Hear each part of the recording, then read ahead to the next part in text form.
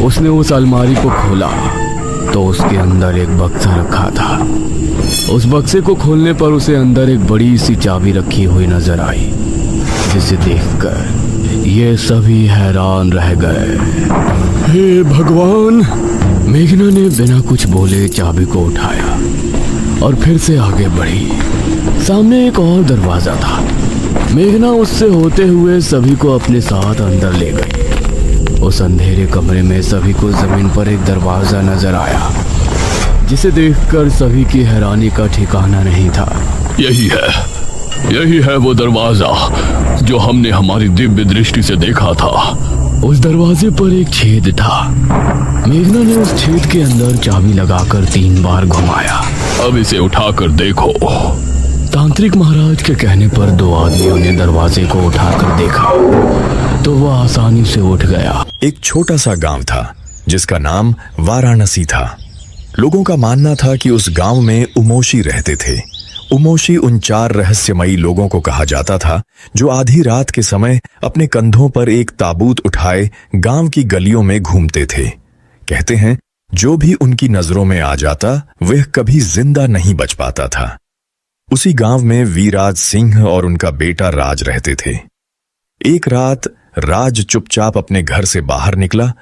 अरे राज, इतनी रात को कहाँ जा रहा है? अरे पिताजी, मैं तो बस अपने दोस्तों के घर जा रहा था। तू इस वक्त दोस्तों के घर जा रहा है? क्या तुझे पता नहीं कि इस समय उस जंगल में उमोशी घूमते हैं? अगर उन लोगों ने तुझे देख लिया तो? अरे हाँ पिताजी, मुझे सब पता है। अगर उन्होंने मुझे देख लिया तो वो मुझे मार देंगे, है ना? लेकिन मैं इन सब बातों को नहीं मानता। तूने अभी तक उन लोगों को देखा नहीं है, इसलिए ऐसा कह रहा है। अरे हाँ पिताजी, अगर वो मुझे दिख गए तो मैं ही उन्हें डराकर भगा दूंगा। राज ने अपने पिताजी की बातों पर विश्वास नहीं किया और जंगल की ओर निकल पड़ा। पता नहीं पिताजी को क्या हो गया है। पूरे गांव वाले इन बेकार बातों पर विश्वास करते हैं। राज जंगल के रास्ते से गुजर ही रहा था कि तभी उसको अजीब सी आवाजें सुनाई देती है। राज चुपचाप रुककर उन आवाजों को सुनने लगा। ये कैसी आवाजें आ रही हैं? कौन है वहां? राज ने धीरे से आगे देखा। जैसे ही उसकी नजर वहां पड़ी वह हैरान रह गया। उसके सामने से उमोशी ताबूत उठाए चले आ रहे थे। उनके मुंह से अजीब अजीब सी आवाजें निकल रही थी।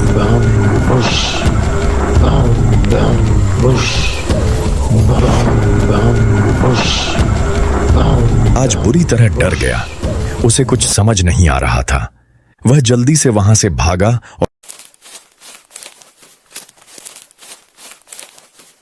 और थोड़ी दूर जाकर इधर उधर देखने लगा। फिर वह पीछे की झाड़ियों में जाकर चुपचाप छिप गया। कुछ ही देर में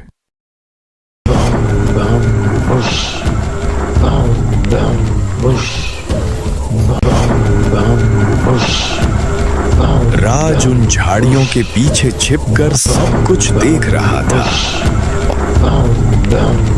और उनके जाते ही वह धीरे से उठ खड़ा हुआ और चैन की सांस लेने लगा। अच्छा हुआ मैं सही समय पर इन झाड़ियों के पीछे छिप गया, नहीं तो पता नहीं क्या होता। हाँ, ये राज ये सब सोच ही रहा था कि तभी उसकी नजर सामने पड़ी और यह देखकर उसके शरीर में सिहरन दौड़ गई। सारे उमोशी चुपचाप उसी की तरफ देख रहे थे।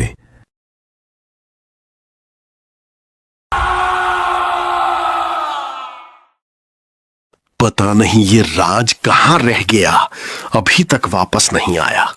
मैंने उसे मना भी किया था कि उस वक्त मत जा। राज के पिताजी वीराज सिंह हाथ में लालटेन लेकर गांव के एक आदमी के साथ राज को ढूंढने निकल पड़े। कुछ देर तक चलते रहने के बाद वे दोनों एक ऐसी जगह पहुंचे जहां राज भी आया था। वहां पहुंचकर वे रुक गए और इधर उधर देखने लगे। जैसे ही उनकी नजर नीचे पड़ी, उनके होश उड़ गए। नीचे राज जमीन पर पड़ा हुआ था और अब वह जिंदा नहीं था। यह देखकर वीराज सिंह फूट फूट कर रोने लगे। कुछ दिन बीत गए और इस दौरान एक रात गांव वालों ने मिलकर एक पुजारी बाबा को बुलाया। क्या हुआ है? तुम सब इतने डरे हुए क्यों हो? पुजारी जी, हमारे गांव में उमोशी घूम रहे हैं। उन लोगों ने मेरे बेटे को भी मार दिया। हमें उन्हें इस गांव से मिटाना होगा। ठीक है, लेकिन ये काम बहुत मुश्किल है। फिर भी तुम सब चिंता मत करो, मैं पूरी कोशिश करूंगा। लेकिन तुम सब सावधानी से खड़े रहना, समझ गए? हाँ पुजारी जी, हम समझ गए। बाबा की कही हुई बात मानकर सभी लोग चुपचाप खड़े रहे और पुजारी बाबा अपनी प्रार्थना शुरू करने लगे। अबरा का डाबरा, जो भी यहाँ उमोशी है वो इस गांव को छोड़कर चले जाओ, जाओ यहां से। ऐसे ही बहुत देर तक बाबा उपाय करते रहे और फिर सारे उमोशी गायब हो गए। उसके बाद गांव में फिर से शांति हो गई। अब उमोशी का कोई डर नहीं था। गांव के सभी लोग आजाद होकर खुशी से रहने लगे और अब किसी को किसी बात का डर नहीं था। और फिर कई साल बीत गए। वह बाबा जिन्होंने उमोशी को भगा दिया था, उनकी मृत्यु हो गई। गांव के सभी लोगों ने मिलकर उनका अंतिम संस्कार कर दिया। उन्हें जला दिया गया और उन्हें मुक्ति दे दी गई। लेकिन जैसे ही उन्हें मुक्ति दी गई, उमोशी फिर से जिंदा हो गए, क्योंकि जब तक बाबा थे तब तक उमोशी उनकी शक्ति से बंधे हुए थे। लेकिन अब बाबा नहीं रहे, इसलिए उमोशी दोबारा लौट आए और एक बार फिर गांव के लोगों के दिलों में डर बसने लगा। और एक रात जब गांव के दो लोग रात के समय जंगल में खेल रहे थे। अरे वाह, मैं तो बस जीतने ही वाला हूं। अचानक कुछ अजीब सी आवाजें आने लगीं और उनमें से एक आदमी डर गया। अरे यार, ये कैसी आवाजें आ रही हैं? क्या तूने सुनी? मुझे तो कोई आवाज सुनाई नहीं दे रही। लगता है मैं जीत रहा हूं, इसीलिए तू ये सब बहाने बना रहा है। अरे नहीं यार, मुझे सच में किसी की अजीब सी आवाज आ रही है। चल यहां से चलते हैं। अरे जा जा, मैं नहीं मानता। चुपचाप खेल, फिर मैं जीत जाऊंगा, उसके बाद चलते हैं। वो दोनों चुपचाप खेलते हुए बैठे ही थे कि तभी अचानक एक अजीब सी आवाज आई। जैसे ही दोनों ने सामने देखा, उनके होश उड़ गए। सामने का नजारा देखकर वे बुरी तरह डर गए। सामने अपने कंधों पर ताबूत उठाए उमोशी खड़े थे। वे सब बस उन्हीं दोनों को घूर रहे थे। यह सब देखकर दोनों बुरी तरह डर गए। तभी अचानक पूरे जंगल में एक जोरदार डरावनी आवाज गूंज उठी। पूरे गांव में यह बात फैल गई थी। हर कोई इसी बात को लेकर चिंतित था। अरे क्या तुम्हें पता है, कल रात गांव के 2 लोग जंगल में मारे गए हैं। लोग कह रहे हैं कि उन लोगों को उमोशी ने मारा है। लेकिन उमोशी तो कई साल पहले ही गायब हो गए थे, तो अब वो फिर से कैसे लौट आए? अरे जिन्होंने उमोशी को भगाया था ना, वो बाबा कुछ दिन पहले ही गुजर गए, इसलिए उमोशी फिर से एक बार लौट आए हैं। ऐसे ही धीरे धीरे यह बात पूरे गांव में फैल गई। अब गांव का हर आदमी डरने लगा था। रात के समय कोई भी अपने घर से बाहर नहीं निकलता था। लेकिन एक दिन गांव के सभी लोगों ने मिलकर एक बाबा को बुलाया। बाबा, उमोशी फिर से लौट आए हैं, अब हम क्या करेंगे? हाँ, मुझे सब पता है। मैं उन्हें भगाने की पूरी कोशिश करूंगा, लेकिन तुम सब अभी अपने अपने घर चले जाओ, यहां बहुत खतरा है। सभी लोग अपने अपने घरों में चले गए। उसके बाद बाबा ने अपनी प्रार्थना शुरू की और गांव के लोग अपने अपने घरों से चुपचाप बाबा को देख रहे थे। और तभी प्रार्थना के दौरान कुछ अजीब सी आवाजें आने लगीं। बाबा अंदर ही अंदर थोड़ा घबराने लगे, लेकिन उन्होंने अपनी प्रार्थना जारी रखी। और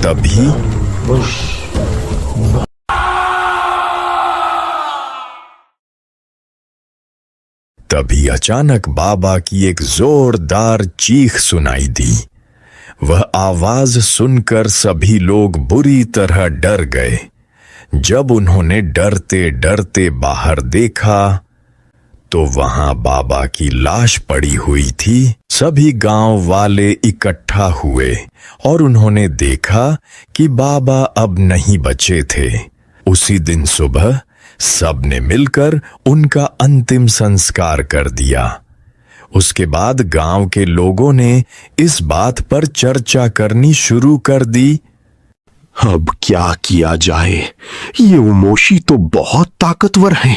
उन्होंने बाबा को भी मार दिया, तो हम जैसे आम लोगों को मारने से वो बिल्कुल पीछे नहीं हटेंगे। अब हम क्या करें? आप चिंता मत कीजिए वीराज सिंह जी। एक बाबा हैं जो बहुत शक्तिशाली हैं। ये वाले बाबा तो सिर्फ 5 साल से तपस्या कर रहे थे, लेकिन वो बाबा पिछले 30 सालों से तपस्या कर रहे हैं। अगर आप कहें तो हम सब मिलकर उन्हें यहां लेकर आते हैं। ठीक है, अगर ऐसी बात है तो हमें देर नहीं करनी चाहिए। चलो उन्हें अभी बुलाते हैं। हाँ, लेकिन वो यहां से कई मील दूर रहते हैं। हमें ही वहां जाकर उन्हें लाना होगा। उसके बाद वीराज सिंह और गांव का एक आदमी जिसे बाबा का पता मालूम था, दोनों बस पकड़कर बाबा के पास जाने के लिए निकल पड़े। और कुछ देर बस का सफर करने के बाद वे लोग बाबा के बताए हुए पते पर पहुंच गए। क्या इसी जगह पर वो बाबा रहते हैं? हाँ, यही वो बाबा रहते हैं। चलिए अंदर चलते हैं। और फिर वे दोनों धीरे धीरे उस गुफा के अंदर जाने लगे। गुफा के भीतर से एक अजीब सी रोशनी आ रही थी। जैसे ही वे दोनों अंदर पहुंचे, अचानक एक रहस्यमयी आवाज गूंज उठी।